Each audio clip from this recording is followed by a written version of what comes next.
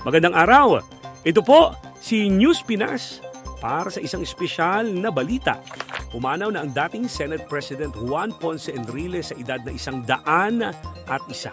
Kinumpirma ito ng kanyang anak na si Katrina Ponce Enrile nitong Nobyembre 13, 2025.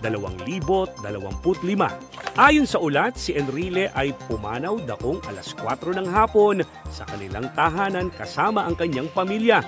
Ilang linggo rin umano siyang ginamot sa intensive care dahil sa pulmonya bago siya binawian ng buhay.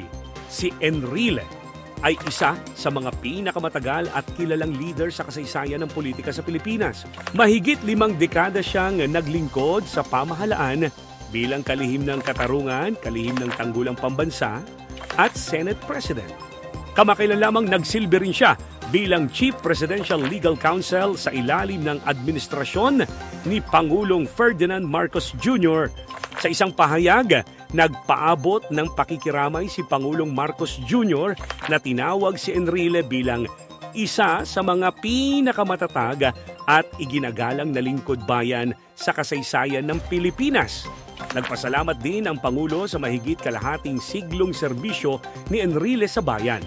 Naglabas din ng opisyal na pahayag ang Presidential Communications Office na kinikilala ang malaking ambag ni Enrile sa larangan ng batas, politika at pamamahala.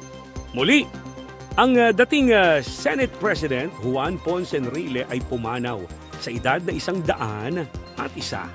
Inaasahan na sa mga susunod na araw ay ilalabas ang mga detalye ng burol at opisyal na pagluluksa.